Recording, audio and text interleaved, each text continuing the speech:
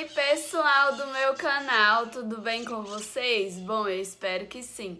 No vídeo de hoje está começando o segundo episódio de Mulheres da Bíblia, isso mesmo, como vocês sabem, nas sextas-feiras estamos trazendo aqui sobre as mulheres da Bíblia. Qual foi a importância que essa mulher teve na sociedade? Quais foram as atitudes? O que ela tomou? O que ela fez ali naquele momento, naquele tempo, naquela época? E o que nós podemos aprender com essas mulheres? Sejam elas que teve uma boa participação ou não tão boa assim e teve escolhas que causaram consequências ruins. Então a gente vai ver muitas, eu não sei se todas, mas pelo menos uma boa parte das mulheres da Bíblia eu vou trazer para vocês. Já estou aqui com a Bíblia e com minha colinha. Para trazer para vocês, hoje eu quero falar sobre Sara, isso mesmo, episódio 2, quero falar com vocês sobre uma mulher que teve uma participação muito especial na Terra e hoje é dela que nós vamos falar, isso mesmo, galera. Para quem não sabe, Sara era esposa de Abraão e teve aí uma grande história, né? Antes, o nome dos dois, o dele era Abrão e o dela era Sarai. Depois o Senhor vai mudar o nome deles, né? A gente vê aí, enfim. E ela foi mãe de Isaac, mas teve uma grande história até ela ser mãe, porque até então ela era estéril. E ela foi mãe já, tipo assim, lá naquela época ela ainda era nova, ao ver que as pessoas viviam por muitos anos. E aqui, pra nós, hoje a gente olhando, a gente fala, né, que Sara foi mãe já idosa, né? Ela era considerada uma mulher muito bonita. E quando ela tinha ali 65 anos, né, que Abrão estava no Egito, ele mente ele faz a Sara se passar por sua irmã. Eles eram meio irmãos, na verdade, só que ele fala que ela era sua irmã e esconde o fato de Sara ser a esposa dele. Então, como será que Sara se sentiu naquele momento? Abraão fez isso pelo medo que ele tinha de ser morto naquela época, né? Pelo fato de Sara ser muito bonita, enfim, e o receio dele era que se eles descobrissem que ele era casado, ele fosse morto, né? Porque Sara era muito bonita, então... E aconteceu que teve, né, um episódio que quase que alguém se deita com Sara, alguém ali do Egito, eu não vou me lembrar o nome exatamente, mas o Senhor repreendeu Abraão por conta desse fato, dessa atitude. Então, assim, a Bíblia ela não demonstra como que Sara se sentiu, não relata esse momento, mas o fato de ser entregue ao faraó, né, pela covardia de seu esposo, que temia ser morto por causa da beleza de sua mulher, deve ter deixado Sara muito triste e muito decepcionada. Abraão, seu esposo, precisou descobrir com esse episódio que a astúcia humana nunca pode substituir a confiança que temos em Deus. Muitas vezes, por não confiarmos nossos problemas ao Senhor, temos que sofrer as consequências de nossos planos supostamente inteligentes. Então, esse daqui é aquele famoso eu vou dar o meu jeitinho, vamos dizer assim. E aí a gente acaba agindo pelas próprias mãos. Poxa, se eles estavam ali, se Abraão falasse a verdade, o Senhor livraria Sara da mão do faraó, sabe? Então, a gente precisa aprender a confiar em Deus. Às vezes a gente está em situações e a gente fala, não, isso daqui eu vou ter que inventar uma coisa, eu vou ter que mentir, eu vou ter que esconder isso daqui, porque se eu falar vai dar problema. Só fale, deixa que Deus cuide do resto, não tenha medo de falar a verdade, não tenha medo de ser quem você é, não tenha medo, não se esconda por trás de uma máscara, sabe? Então aqui a gente pode aprender muita coisa, sabe?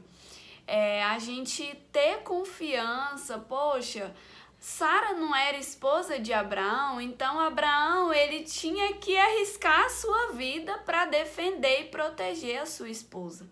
Era isso que Abraão devia ter feito, né?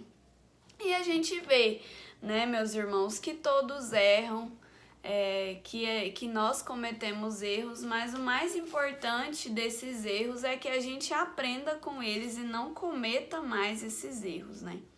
Então nós sabemos que era uma mulher belíssima aos 65 anos de idade, o que para nós já é o começo, né, da velhice, já é considerado uma pessoa idosa, como naquela época viviam-se muitos anos. Sara viveu em torno de 120 a 125 anos. Alguns estudos dizem que ela viveu 127 anos, enfim. Mas aí provavelmente, como ela tinha 65, capaz que ela tinha a aparência de uma pessoa de 32 anos, 30 anos, uma jovem, né? Vamos dizer assim. Então, assim, pra gente finalizar essa primeira parte aqui, né, de Abraão e Sara, quero terminar de ler aqui com vocês. Nenhum desvio da verdade, nenhuma fuga da estrita integridade pode contar com a aprovação de Deus.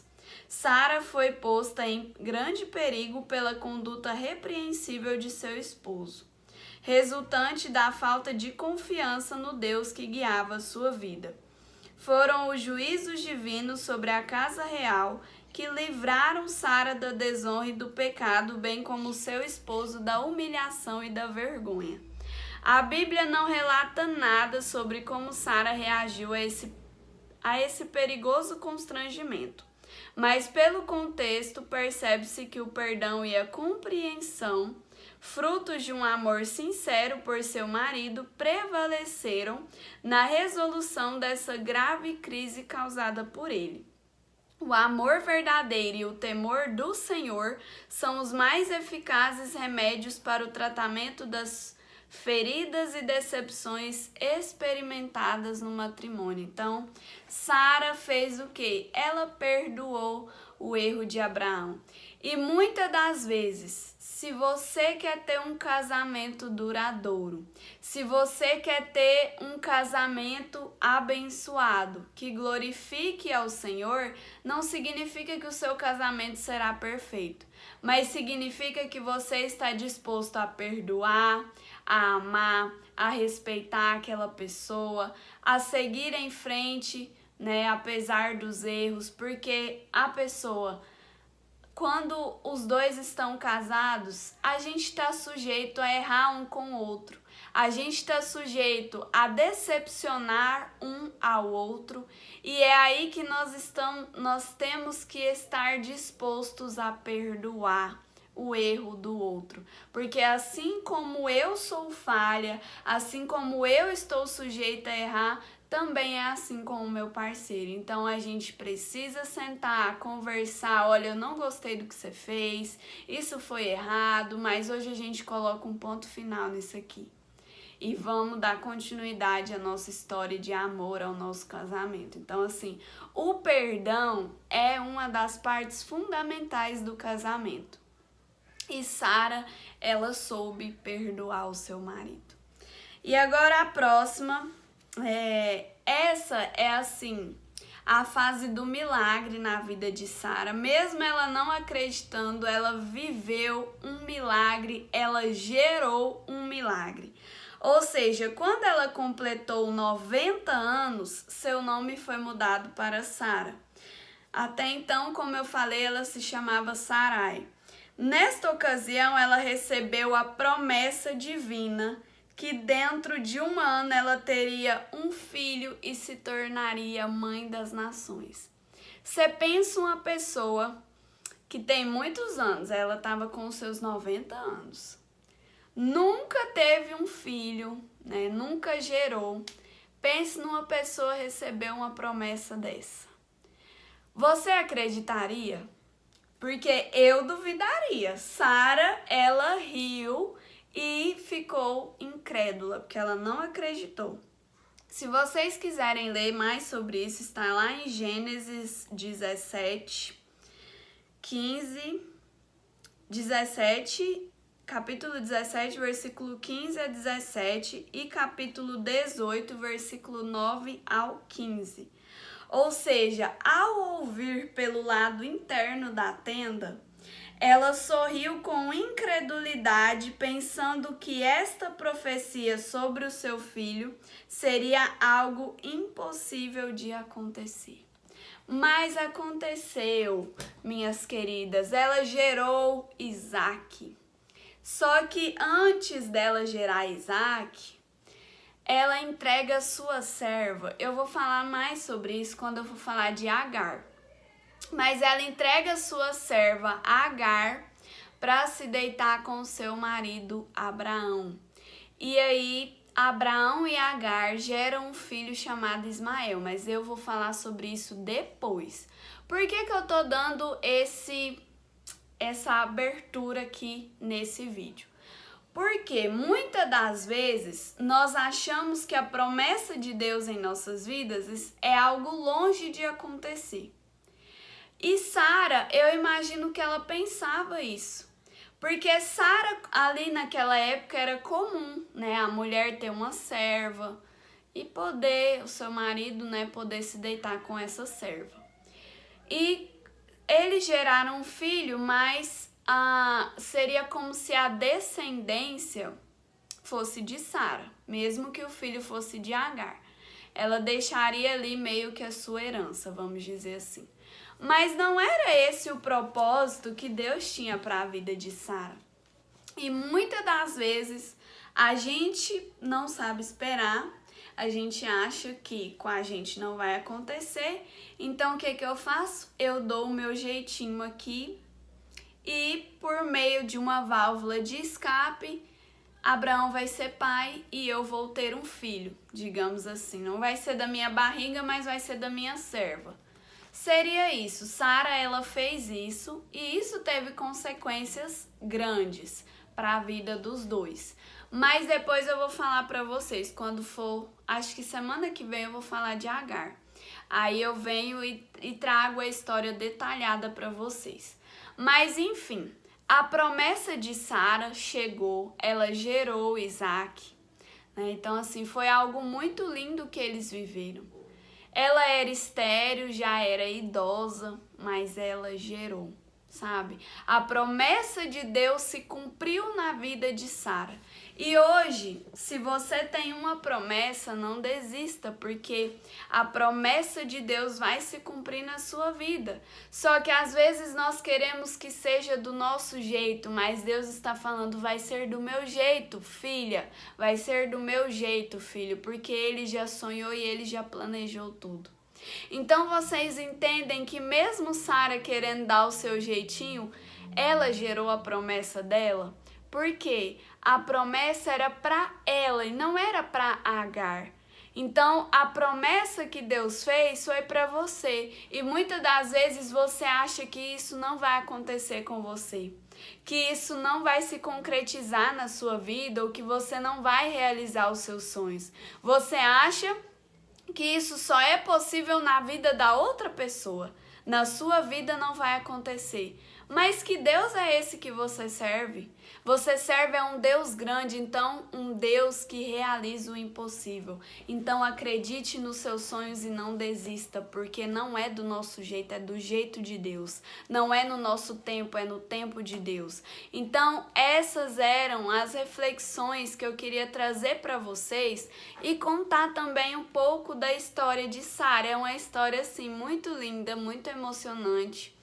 Ela gerou um milagre, uma promessa, e quando nós estamos convictos de quem nós somos em Deus, Deus ele vem e nos escolhe e nos faz uma linda promessa e a gente vai gerar um testemunho muito lindo. Às vezes não é um filho em si, como foi no caso de Sara, mas é um sonho que há muito tempo você deseja, que há muito tempo você espera. Então o que eu tenho para dizer para você, não desista, porque o tempo de Deus vai chegar para a sua vida. Sara recebe uma promessa aos 90 anos e ela gera com 91. Ou seja, ela esperou todos esses anos para viver um sonho.